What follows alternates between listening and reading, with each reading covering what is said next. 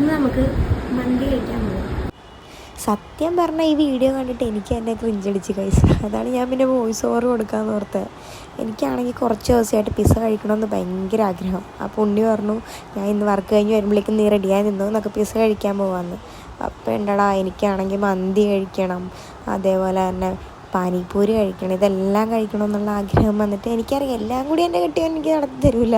അതെല്ലാം കഴിക്കാനുള്ള കപ്പാസിറ്റി എനിക്കില്ല.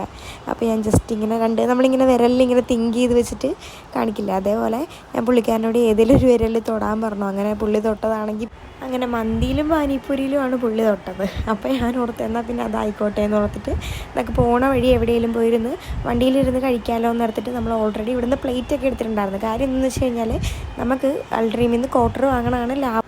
നമുക്ക് രണ്ടുപേർക്കും കൂടി അത് മതി. പക്ഷേ അവിടെ പോയി ഇരുന്ന് കഴിക്കുന്നത് നമുക്ക് നഷ്ടമാണ്. സോ നമ്മൾ വണ്ടിയിലിരുന്ന് കഴിക്കുക, എവിടെയെങ്കിലും ബാക്കുവേൽ എവിടെയെങ്കിലും കൊണ്ട് നിർത്തിയിട്ട് വണ്ടിയിലിരുന്ന് കഴിക്കാമെന്ന് ഓർത്തിട്ട് നമ്മൾ പ്ലേറ്റൊക്കെ എടുത്തിട്ടാണ് പോയത്. അങ്ങനെ മന്തി മേടിച്ച് വണ്ടിയിൽ വെച്ച് കഴിഞ്ഞാൽ ദൈവമേ അതിൻ്റെ മണം വന്നിട്ട് സഹിക്കാൻ വയ്യ. അങ്ങനെ നമ്മൾ വണ്ടി സൈഡിലേക്ക് ഒതുക്കിയിട്ട് നമ്മളവിടെ ഇരുന്ന് മന്തിയൊക്കെ കഴിച്ചു. മന്തിക്കാണെങ്കിൽ നല്ല ചൂടായിരുന്നു. എനിക്കാണെങ്കിൽ ഒരു സ്വഭാവമുണ്ട്, എന്തെങ്കിലുമൊക്കെ മീൻസ് ഭയങ്കര ടേസ്റ്റായിട്ട് എന്തെങ്കിലുമൊക്കെ കിട്ടിക്കഴിഞ്ഞാൽ ഞാൻ ഇങ്ങനെ തുള്ളിച്ചാടി, ഇങ്ങനെ മീൻസ് ഉണ്ണിയാകുമ്പോൾ എനിക്ക് കുഴപ്പമില്ലല്ലോ, ബാക്കിയുള്ളവർ മുമ്പിൽ ഇങ്ങനെ തുള്ളിച്ചടി ഇങ്ങനെ സൂപ്പർ അങ്ങനെ ഇങ്ങനെ കാണിച്ചുകൊണ്ടിരിക്കുക. എനിക്കാണെങ്കിൽ സഹിക്കാനും പറ്റില്ല. ഒടുക്കത്തെ ടേസ്റ്റ്. ഞാൻ അങ്ങനെ അവിടെ ഇരുന്നതൊക്കെ കഴിച്ച് തീർത്തിട്ട് നേരെ നമ്മൾ പാനിപ്പൂരി കഴിക്കാൻ പോയി.